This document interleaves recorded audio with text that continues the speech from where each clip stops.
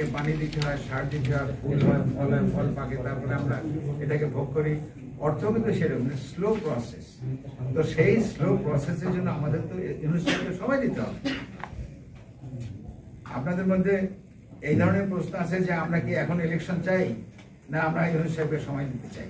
আমরা ইলেকশনে চাই, আমরা ওনাকে সময় দিই। আমার ওয়াইফের ব্যাংক অ্যাকাউন্ট বন্ধ করে দিয়েছে, আমার মেয়ে বিদেশে থাকে, তার ব্যাংক অ্যাকাউন্ট বন্ধ করে দিয়েছে। যদি এই 5 তারিখে এই চেঞ্জ না হতো, আল্লাহর রহমত না হতো, তাহলে আজকে আপনাকেই বলতে হতো ভাই আমার কিছু জমি বিক্রি করে ব্যবস্থা করে দেন, আমার কোর্টে কেস চালাইতে হবে। তো সেই জন্য আমি আল্লাহর দরবারে একেবারে সেজদা দিয়ে পড়ে থাকি যে ঠিক সময় ঠিক কাজটা করছে। এবং এই জন্যই ওই শিশুদেরকে আমি স্যালুট করি যে ওরা বুকের তাজা রক্ত দিয়ে আমাদেরকে সেভ করে গেছে। তো ভাই আগেন আপনাদের ধন্যবাদ। এই বাড়ির দরজা আপনাদের জন্য সবসময় খোলা থাকবে, টেলিফোনে আপনারা সবসময় পাবেন। I M a friend. পক্ষ থেকে আপনাদের আন্তরিক অভিনন্দন ও শুভেচ্ছা জানাচ্ছি। আমি শ্রদ্ধা ভরে স্মরণ করছি ফ্যাসিস্ট সরকারের পতনের অগ্রনায়ক আবু সাইদ সহ শেখ হাসিনার নৃশংস স্বৈর শাসনের বিরুদ্ধে জেগে উঠেছিল লাখো বীর ছাত্র জনতা।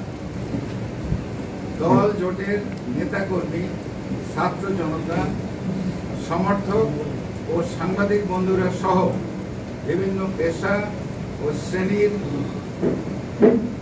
যারা নির্যাতন, জেল জুলুম সহ্য করে আন্দোলনকে সফল করেছেন, দেশনেত্রী বেগম খালেদা জিয়া ও বিএনপির ভারপ্রাপ্ত চেয়ারম্যান আগামীর দেশনায়ক জনাব তারেক রহমানের পক্ষ থেকে তাদের ধন্যবাদ জানাই। শেখ হাসিনার নৃশংস স্বৈর শাসনের বিরুদ্ধে জেগে উঠেছিল লাখো বীর ছাত্র জনতা।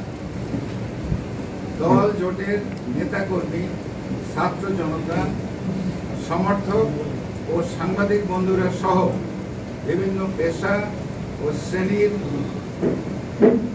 যারা নির্যাতন, জেল জুলুম সহ্য করে আন্দোলনকে সফল করেছেন, দেশনেত্রী বেগম খালেদা জিয়া ও বিএনপির ভারপ্রাপ্ত চেয়ারম্যান আগামীর দেশনায়ক জনাব তারেক রহমানের পক্ষ থেকে তাদের ধন্যবাদ জানাই।